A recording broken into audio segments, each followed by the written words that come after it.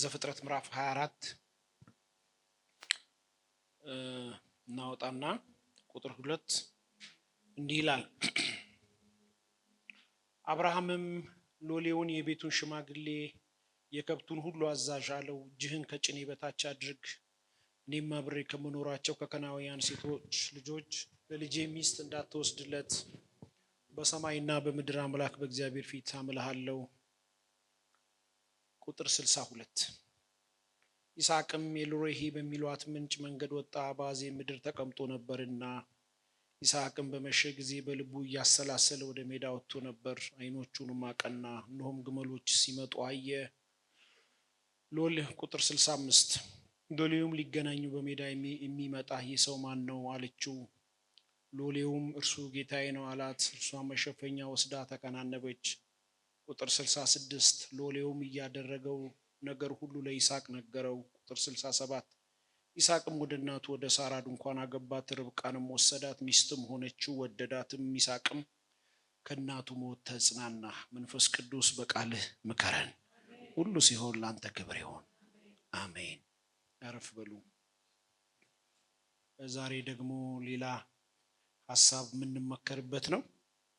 አንድ ምሳሌ ልንገራችሁና ሶስቱ እውነታዎች በሚል አጭር ነገር ሰጥቻችሁ አይ ቲንክ አሳይመንት ነገር ይመስለኛል መንፈስ ቅዱስ ያስቀመጠውና ሁለት አህዮች አንዷ ከዛ ወደዚህ ስትመጣ አንዷ ከዚህ ወደዛ ሲሄዱ ተገናኙ። ከዚህ ወደዛ የምትሄደው ጥጥ ነው የጫነችው። ጥጥ ታውቃላችሁ? ጥጥ እስቲ ጥጥ የሚያውቅ ካልሆነ እንዳሳያችሁ ጠፍቷል ብዬ ነው። ከተማ ውስጥ ጋቢ ነው ብዙ ሰው የሚያውቀው እና ጥጥ ከረሳችሁ ብዬ ነው። እና ጥጥ ጭናለች። አንደኛዋ ደግሞ ከዛ ወደዚህ የምትመጣው አህያ ደግሞ ጨው ጭናለች። እና ሁለቱም የተሸከሙት ነገር ከብዷቸዋል። እና ጨው የጫነችው የተሸከመችው አህያ ጭድ ለጫነችው ለተሸከመችው አህያ ከበደሽ ወይ አለቻት። አዎ እኔ የሚገርምሽ አሁን ከብስመጣ በጣም ከፊት ለፊትሽ እኔ አልፌ የመጣሁት ወንዝ አለና እዛ ወንዝ ውስጥ ትንሽ ዝፍቅ ብዬው ስወጣ ቀለለኝ፣ ደግሜ ቀለለኝ፣ ትንሽ ቆይቼ ስወጣ ቀለለኝና አሁን ሸክሙ ቀለል ብሎኛል፣ ከብዶኝ ነበር የመጣሁት።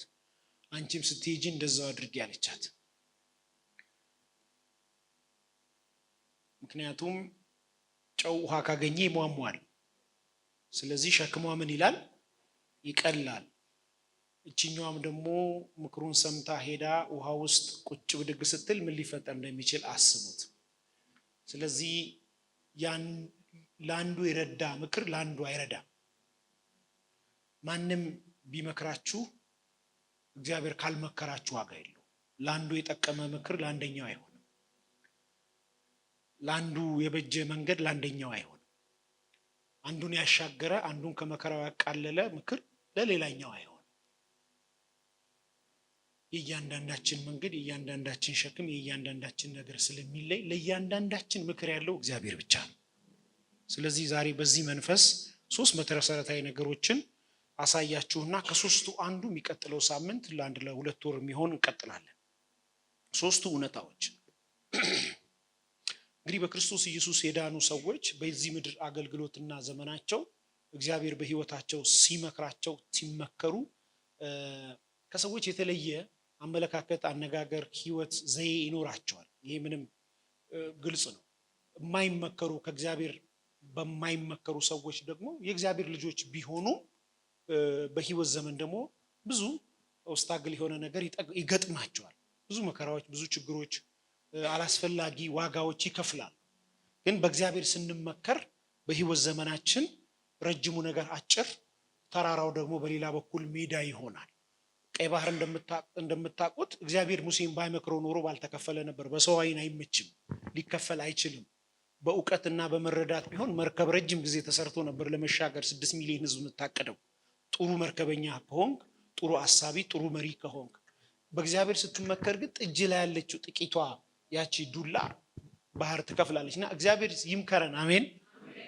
እሱን ነው ፈጠን ብዬ ላሳያችሁ ፈልገው። ሶስቱ እውነታዎች፣ የመጀመሪያው መጠበቅ ይባላል። ሁለተኛው ለእግዚአብሔር መስራት፣ ሶስተኛው እንደ እግዚአብሔር ቃል ለራስ መስራት ነው።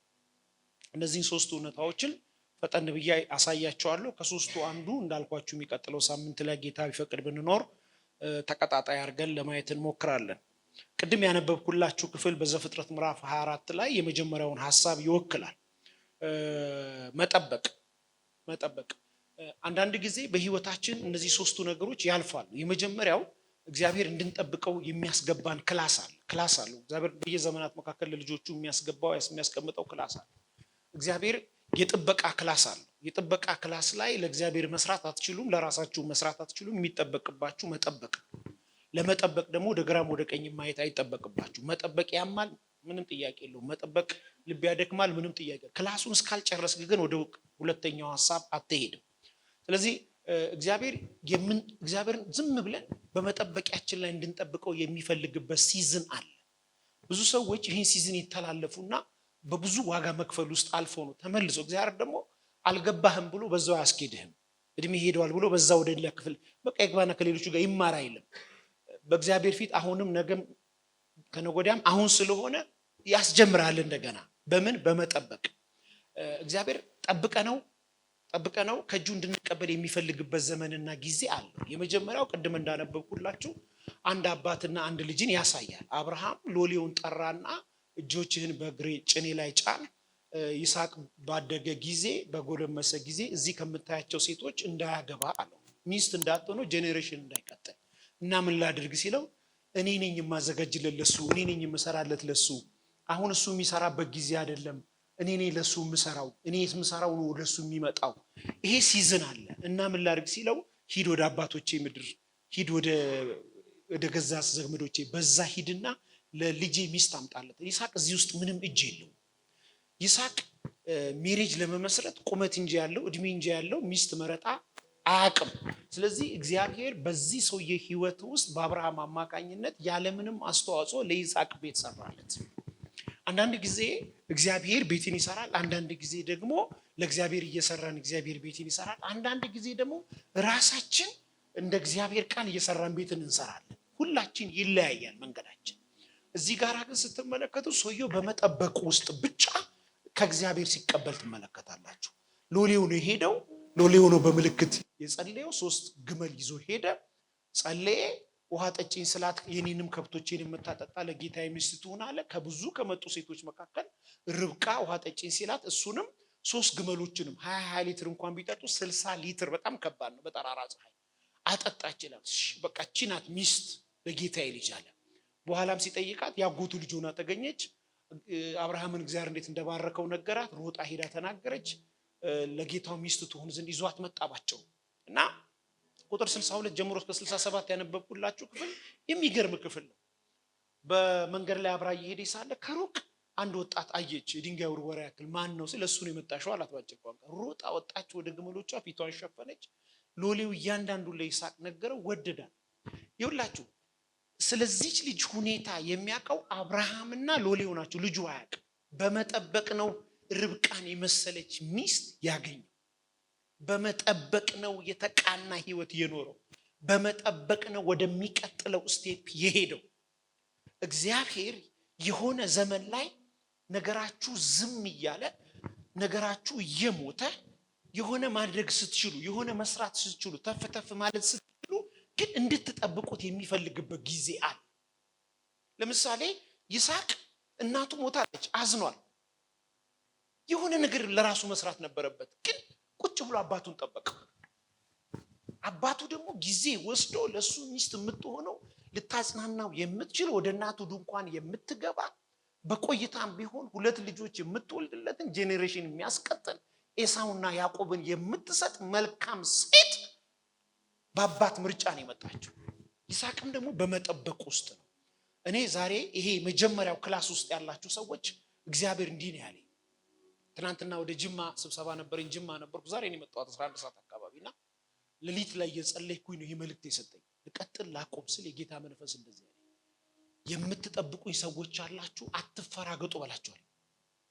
ብዙ ሰው ሲፈራገጣኝ እንዳትተላለፉ አትፈራገጡ፣ ጠብቁኝ።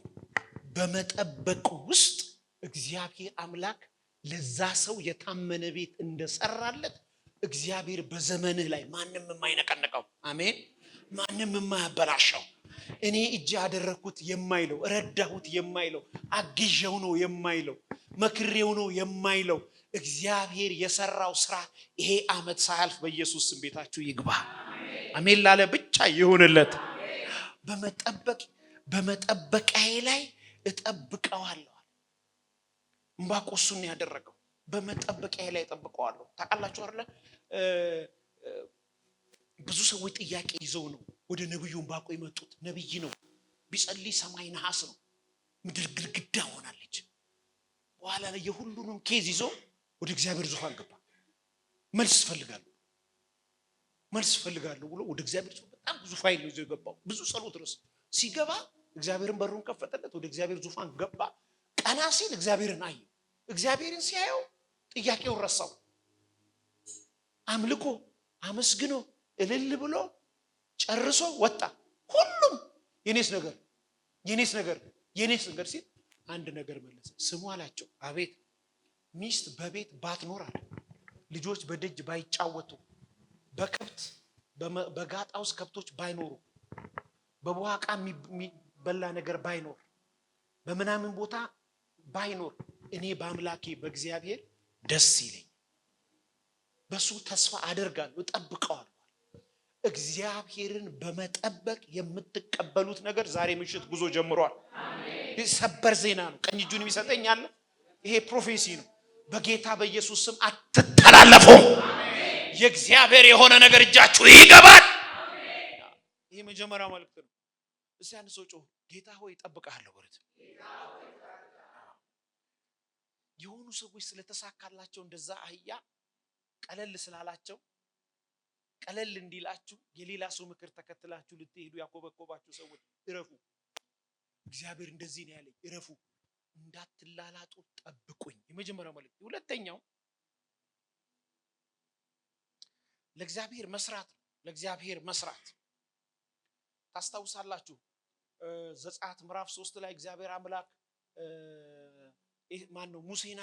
ሙሴን አገኘውና ስማ አለው። 40 ዓመት ምን እያረክ ነበር ሲለው 40 ዓመት በቤተ መንግስት ነበር። 40 ውስጥ አለው 40 አለ 40ማ በምድረ በዳ ምን እያደረግ? በግ እየጠበቁ። ከዛስ ያለ ነገር ንገረኝ። ሚስት፣ ከዛስ ልጅ፣ ሌላ ምንም የለህም አለው። አዎ። ግን አልተባረክም አለው። አዎ። ሳቲስፋክሽን የለህም? አዎ። እንዲሳካልህ ትፈልጋለህ አለው። አዎ። ለኔ ስራ 80 ኖር ያለው ስንት ከዚህ በኋላ ይቀረኛል? 40ውን ለኔ ትሰራለህ አለው። አከብርሃለሁ። ሙሴ በዘመኑ ሁሉ ለእግዚአብሔር ሰራ። በዘመኑ ሁሉ እንዲህ አይነት ሲዝን ወደ ህይወታችሁ እግዚአብሔር የሚያመጣበት ሲዝን አለ።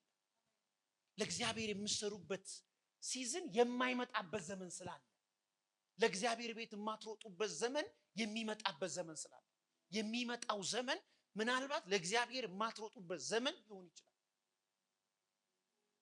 የሚመጣው ዘመን ለልጅ የምትሮጡበት ሊሆን ይችላል። ለስራ የምትሮጡበት ሊሆን ይችላል። የሚመጣው ዘመን ለሆነ ነገር የምትሮጡበት ዘመን ሊሆን ይችላል። ዘመን አለው። ይሄ ዘመን የተሰጠ ገባህም አልገባህም ለእግዚአብሔር የምትሮጥበት ከሆነ ከፍታ ያለው እዛ ውስጥ ትልልቆች ፈርዖኖች ፊት ትቆማለህ። በብዙ የታጀቡ ሰዎች ፊት ለፊት ትቆማለህ። ምናልባት አንዳንዶቻችሁ ሰው ፊት አልቆምኩ ልትሉ ትችላላችሁ። ለእግዚአብሔር እየሰራችሁ ኢየሱስ ለእግዚአብሔር እየሰራ 12 ሰው ፊት ነው የቆመው። 12ቱ ደግሞ ዓለም ፊት ነው የቆሙት። በሰው ቁጥር አይደለም፣ በጨለማ መናፍስት ፊት ትቆም ትችላለህ።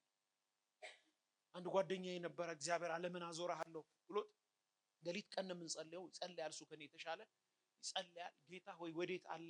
ደግሞ የማይጸልየው ጸሎት የለም። ስለ አሜሪካ፣ ስለ ቻይና፣ ስለ እንግሊዝ ደግሞ የሚያመጣው ትንቢት ስለ ቻይና፣ በዚህ ስለ ግብጽ ያለው ይሆናል የሚያሳይ። ከዛ ጌታ ሆይ እስከ መቼ ነው ዓለምን አዞራለሁ ብለኝ? እኔ ከአዲስ አበባ አልወጣሁም። በራእይ ማዞርህስ አለው። የቻይናው መንግስት ባለፈው ሊገደል ሲል አላስመለጥከውም? አስመልጫለሁ። እንትንና እንትን መካከል ጦርነት ሊነሳ ሲል መንፈሱን መታኸው። ቆሟል አልቆመም? ቆሟል። እንደዚህ ሆነ ኢትዮጵያ ውስጥ መተ መንፈሱን አብረን ሰርተን አላስጣልክም? ታዲያ በኃያላን ፊት እኮ ነው ያቆምኩ። ለእግዚአብሔር የምትሰሩበት ዘመን አለ። ሰዎች ለእግዚአብሔር በሚሮጡበት ዘመን ለራሳቸው ከሮጡ ትርፉ ኪሳራ ነው።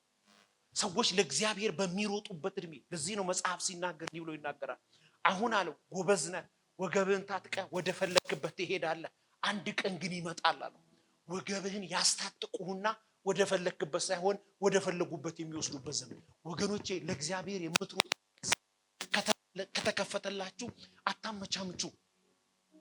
እግዚአብሔር እንደዚህ ያለኝ የታሸጉ ዕቃዎች አየሁ ፊት ለፊቴ ላይ በጥቋቁር ደስ በሚል እንደዚህ መርከበኞች ስከፍት ወርቅ ነው፣ ስከፍት ዳይመንድ፣ ስከፍት ስጦት ምንድነው?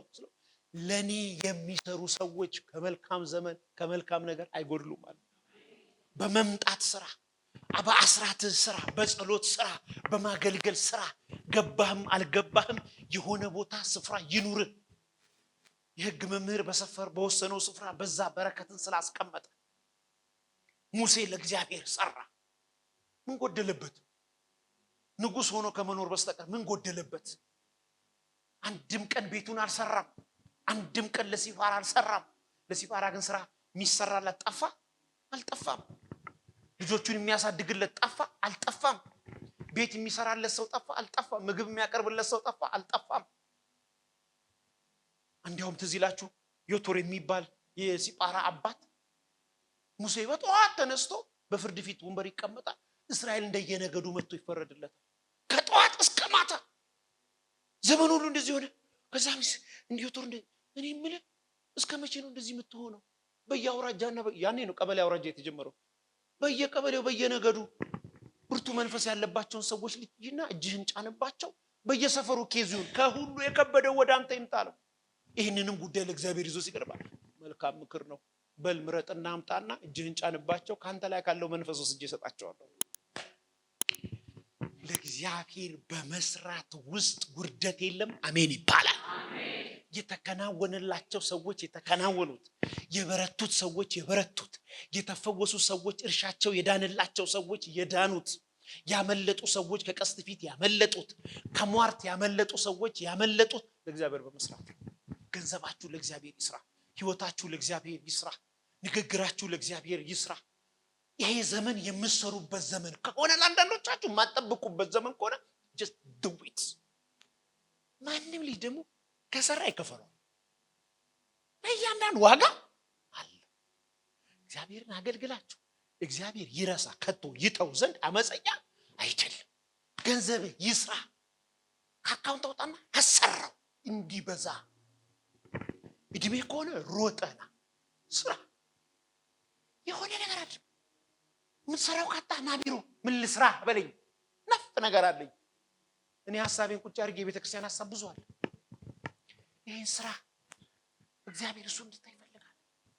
አንድ ጊዜ መጣና ዳዊት አባ አለ። አቤት ሲለው ቤት ልሰራ እፈልጋለሁ።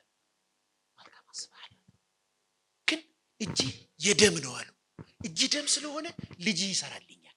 ነገር ግን ሐሳብን ስለወደድኩት ልጅ እንዳይቸገር በቃጦት ዕቃ በመሰብሰብ ሀብት በመሰብሰብ ወርቅ በመሰብሰብ ብር በመሰብሰብ ስራ አለ። ደጅ ላይ ወስዶ በመገናኛ አስቀመጠልን። ብር በዚህ ጋር፣ ወርቅ በዚህ ጋር፣ ነሐስ በዚህ ጋር።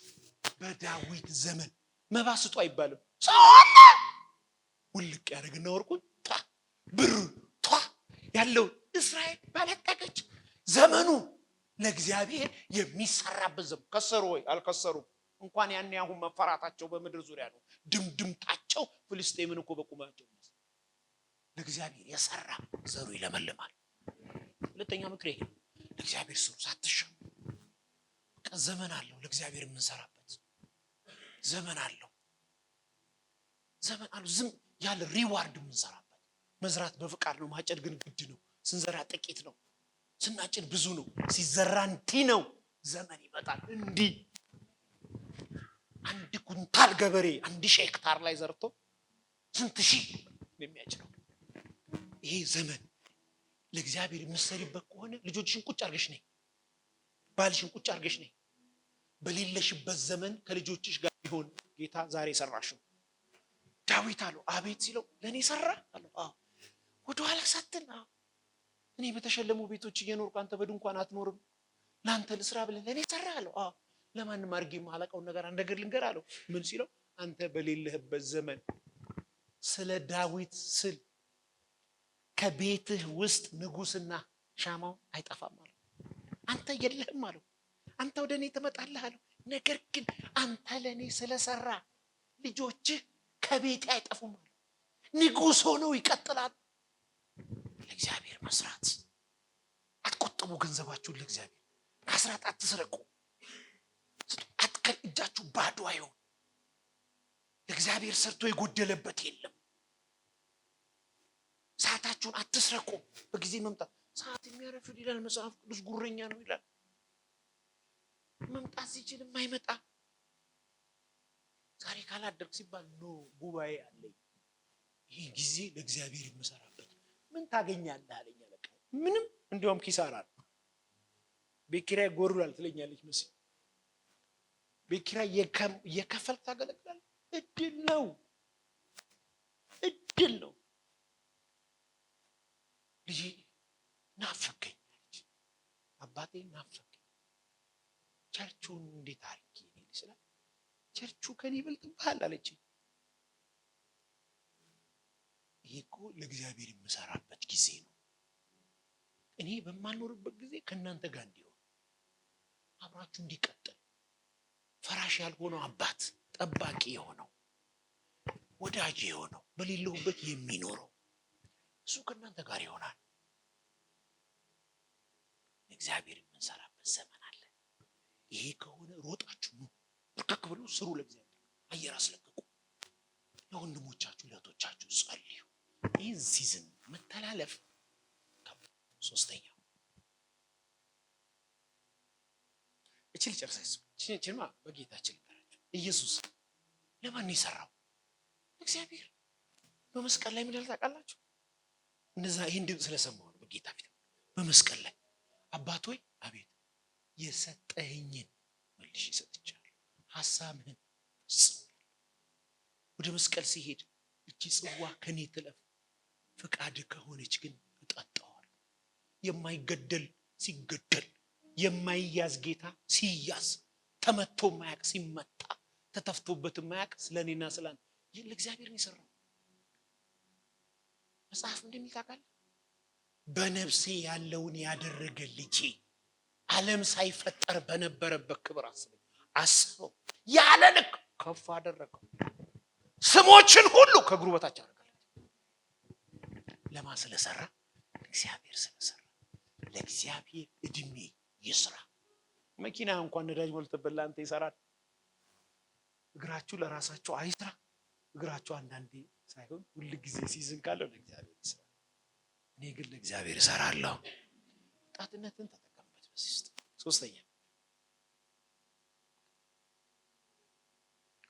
ሶስተኛ እንደ እግዚአብሔር ቃል ለራስ መስራት። እግዚአብሔር እንደዚህ አይነት ሲዝን አለው። ግሩሜ እንደ እግዚአብሔር ቃል ለራስ እንድትሰራ እግዚአብሔር ሲዝን ያስገባልሃል። ለምሳሌ አንዲት ሴት ነበረች፣ ባሏ ነብይ ነው። ታሞ ሞተ። እኔ ያቺ ሴት ትገርመኛለች። ወደ ነብዩ ኤልሳ ሄደች። ነብዩ ኤልሳ አቤት አንቺ መበለት ምን ፈልገሽ መጣ? ባሌ እግዚአብሔር እንደሰራ ታውቃለህ አይደል አለችው። አዎ። ንጹህ ሰው እንደነበር ታውቃለህ አይደል? አዎ አውቃለሁ። አዎ። እንግዲያውስ ልጆቼ ባሌ በተበደረው ብድር ልጆቼ አሳዳሪ መጥቶ ባሪያዎች አድርጎ ሊወስድብኝ ነው። እንደ እግዚአብሔር ቃል ስለ ያላት ምን አለችው? በቤትሽ ምን አለ? ባዶ ማሰን ጋር ወደ ቤትሽ አስገቢ። በሜዳ ሙጭኛ ካገኘሽ ጨምሪ፣ አታሳንሺ። ሌላ ምን አለ በቤትሽ? ትንሽዬ ዘይት በሁሉ ውስጥ አስገቢ። ትንሽ በሁሉ ውስጥ አስገቢ። እንደ እግዚአብሔር ቃል በሁሉ ውስጥ አስገባች። በሁሉ ውስጥ ዞራ ስትመለስ ሁሉም ዘይት ሞልቷል። አሁን ይሄ ጴንጤ ካልሆንክ አይገባህም። በስማም ነው የምትለኝ። ያኔን ይሆን አሁን አይሆንም ልትል ነው። እግዚአብሔር ያኔም ያሁንም የወደፊትም አምላክ ነው። ከዛ ተመልሳ ሄደች። በዛው አልቀረችም፣ ሲሳካላት አልቀረችም። እንደ እግዚአብሔር ቃል አርጋ አይደል? እንዳላት ቃል አልቀረ። ነብዩ ኤልሳ አለችው አቤት እንዳልከኝ አደረኩ። ከዛስ ሞላ። አሁን ታሪያለሽ መሰለሽ ዘይት ማከፋፈያ 5 ሊትር በ1000 ብር ብለሽ ለጥፊ። ምሳሌ ነው። ከዛ ዘይት ፋብሪካ ዘይት ማከፋፈያ አድርገሽ ሽጪ። ምንጩ ያልታወቀ ቢሉኝስ እንደ እግዚአብሔር ቃል አድርገሽ፣ ከየት መጣ ቢሉኝስ እንደ እግዚአብሔር ቃል አድርገሽ፣ ማን ሊጠይቅሽ? አህያይቱን ፍቱልኝ ለምን የሚላችሁ ካለ ለጌታ ታስፈልጋታላችሁ። እንደ እግዚአብሔር ቃል አድርገህ እንደ እግዚአብሔር ቃል ሰርተ ለራስህ ማን ሊቋቋም? ከኔ ጎኝ ማን ሊቋቋም? ሄደች ስትለጥፍ እስቲ እንሞክረው ከመቼ ዲናት ዘይት ነው ብለው ሞክረው ሲሄዱ ዘይቱ በጣም ምርጥ ነው። ምንም አይነት ኪም ሁሉ በሰልፍ። ከዛ ማን ቢመጣ ነው ዘይት ሊገዛ? ባለዳው። ከዛ የሚቀነስ ከዛ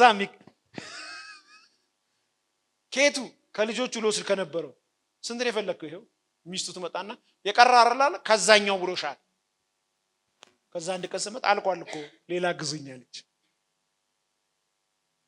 እዳዋን ከፈለችና የቀረ ዘይት አለ። ተመልሳ ሄደች። ሸጥኩኝ፣ እዳውንም ከፈልኩ፣ አሁንስ ምን ላድርግ? የቀረውን እየሸጥሽ ልጆችሽን አሳድጊበት። እንደ እግዚአብሔር ቃል መስራት የሚመጣበት ዘመን ደግሞ አለ። ለራሳችሁ እንደ እግዚአብሔር ቃል የምትሰሩበት ዘመን አለ። ላንተ ጊዜ እንደ እግዚአብሔር ቃል እየሰራ አፈሩ ላንተ ጊዜ ወርቅ ይሆናል። አንዳንድ ሱቅ ተርታ ከፍታ ያንተ ሱቅ ጥቅ ይለው ይሆናል። እንደ እግዚአብሔር ቃል ለራስ ሶስቱን ሲዝን ነው፣ ሶስቱን ጊዜ ነው በምትጠብቁበት የምትቀበሉት። እግዚአብሔር ብቻ ምዘሩበት ምሰሩበት። ምን ለእግዚአብሔር ስትሰሩ እየሰራችሁ አይመስልም። ለእግዚአብሔር ስትሮጡ ሩጫችሁ መልስ ያለው አይመስልም። ለእግዚአብሔር ስትሰሩ ጉሽ የሚላችሁ ላይኖር ይችላል። ለእግዚአብሔር ስትሰሩ ማንም ላይ ያከብራችሁ ይችላል። ሲዝን ነው ደግሞ ይመጣል። እዚህ ጋር ሌላ ሲዝን። እንደ እግዚአብሔር ቃል ለራሳችሁ ሰሩ። አንድ ነገር ጨምርላችሁ ነው አልጨረስ። ዮሐንስ ወንጌል ምዕራፍ 2 ላይ በቃና ዘገሊላ ሰርግ ነበረ። በሰርጉ ላይ ድንገት የወይን ጠጅ አለቀ። ማርያም መጣችና የሚሏችሁን አድርጉ አለችው። ኢየሱስ እንደዚህ አላቸው፣ ባዶ ነው አላቸው። ምንም የለም አላቸው። እርግጠኛ ናችሁ? አዎ። ውሃ ሙሉት አለ። እንዳላቸውም የሚል ቃል አለ። እንዳላቸውም ጋኖቹን ይልና ገብታችሁ አንብቡት። ጌታ እስከ አፉ ድረስ የሚል ቃል አለ። አንብበላ። እስከ አፋቸው ድረስ ውሃ ሞሏቸው። ውሃ ሞሉ። ከዛ መጡ፣ ተመልሰው መጡ። ጌታ ሆይ ያሉት። አቤት። ባዶ ንጹህ ውሃ ባለቀው ሞላ ነው። ሞላችሁት? አዎ። በሉ አሁን በውጭ ለተቀመጡት ወይን ጠጅ ላለቀባቸው ውሰዱና ስጧቸው። ሲያዩት ውሃ ነው፣ ሲቀዱት ግን ወይን ጠጅ ነው። ወስደው ለሰዎች ሁሉ ሰዎቹ ምን ቢሉት? አስቀድማችሁ መናኛውን አመጣችሁ፣ አሁን ግን መልካሙን አመጣችሁ። እናንተ አስተዋይ ናችሁ። ለእግዚአብሔር እንደ እግዚአብሔር ቃል ለራሳችሁ የምትሰሩበትን ሲዝን እግዚአብሔር ይሰጣችሁ። ይስሐቅ ያንን ያደረገው ሰው ሁሉ ሲሄድ እግዚአብሔር መጣ። አባት ለኔ ብቻ ነበር ሲሰራ የነበረው፣ እስቲ ደግሞ አንተ እንደኔ ቃል ለራስህ ስራ አለ። ከዛ ሁሉ መጡ። ይስሐቅ አሉት። አቤት። አባት አደራ ብሎናል፣ ወደ ግብጽ እንሂድ፣ ምድሪቱ እንደምታያት ደርቃለች፣ ሰማዩም ደርቋል፣ ዝናብ የለም፣ እንታገዝ ዘንድ ከረሃባችን በህይወት እንድንቀጥል ወደ ግብጽ እንሂድ ሲሉ እግዚአብሔር መጣና አትውረድ ወደ ግብጽ አለ። አትውረድ፣ እዚህ ልቀመጥ አለ። እኔ እንደምልህ እንደኔ ቃል ስራ አለ። ምን ላድርግ ሲለው እርሻውን እረሰዋል። በተረረሳይ አረሰው፣ የራሱን ብቻ። የቀረውስ መሬት የሰዎች ነው፣ እረሰው። የሁሉንም እረሳለሁ። የሁሉንም አረሰ፣ የሁሉንም እርሻ ሁሉም ላይ ዝራ አለው። ሁሉም ላይ ዘራ። ዝናብ የለም። የዛን ቀን ዝናብ ውስጥ ለውስጥ ነው። ሲያይጣ ሲነሳ አረንጓዴ ነው፣ ሲያይ ያድጋል፣ ሲያይ ያድጋል፣ ሲያይ አዝመራው መጣ፣ መጨረሻ የሌለው። መጽሐፍ እንደሚል ታውቃላችሁ፣ እግዚአብሔር ይስሐቅን በዛው ዓመት 100 እጥፍ ባረከው፣ እጅግ እስኪበለጥግ ድረስ ባረከው። እንደ እግዚአብሔር ቃል ለእግዚአብሔር በመስራት በማይመስል ውስጥ ሰክሰስ ይገኛል። ሌሊቱን ሙሉ አሳ ስናጠምድ ቆየን። ሌሊቱን ሙሉ ልጆቹ ያላቸው ጠዋት አቤት መርከባችሁን ላስተምርበት አላቸው። እሺ ለጌታ መርከባቸው ሰራ። ከዛ ጠበቁት መረባቸው ይጣ ትምህርቱን በጨረሰ ጊዜ መረባ ለዛችሁ ማን ነው አሳ ለዛችሁ ወደ ጥልቅ ውስጥ ይፈቀቀባሉ ሲሉት እሺ መረባችሁን እስቲ በስተግራ በኩል ጣሉት። ጌታ ሆይ በእድሜም ይበልጣለን፣ በ3 ዓመት ይበልጠዋል ጴጥሮስ ኢየሱስን በስጋ እዚህ ጌንሳሬጥ ባህር ላይ ደግሞ ረጅም ዓመት ኖረናል። ይህን ታምነን ነው ሜሬጅ የመሰረት ነው ልጆች ያሳደግንበት ነው። እንዴት ሊሆን ይችላል? ሌሊቱ ሙሉ ደክመናል እኮ ጌታ ሆይ አሳ ልናገኝ በዚህ ሰዓት አንችልም። ነገር ግን እንደ ቃልህ መረቡን ጥላለን። መረቡንም እንደ ቃሉ በጣሉ ጊዜ እጅግ የሚያምር ትልልቅ አሳ መረባቸው እስኪከብደው ድረስ ያዙ። በጥቅሻ ከሌላ ጀልባ ላይ ያሉትን ሰዎች እስኪጠሩ ድረስ መረቡም ማን ነው አሳዎቹ መርከቡን ሞሉ፣ ጀልባዋን ሞሉ። እንደ እግዚአብሔር ቃል ለራሳችሁ ምሰሩበት ሲዝን ያላችሁ ሰዎች እንደ እግዚአብሔር ቃል ስሩ፣ እንደ እግዚአብሔር ቃል ንግዱ፣ እንደ እግዚአብሔር ቃል ውጡ። በቃ ሲዝን ነው። አሜን። ይህን አገልግሎት ለመደገፍ ከስር ባስቀምጥ ነው የባንክ አካውንት እንድትጠቀሙና የወንጌልን ስራ አብራችሁን እንድትሰሩ እያልን ዩቲዩብ ቻናላችንን ሰብስክራይብ በማድረግ ፌስቡክ፣ ኢንስታግራም እና ቲክቶክ አካውንታችንን ፎሎ በማድረግ የጌታን ስራ እንድትደግፉ ጥሪ እናቀርብላችኋለን። ለበለጠ መረጃ በእነዚህ ስልኮች ተጠቅመው ይደውሉ። ተባረኩ።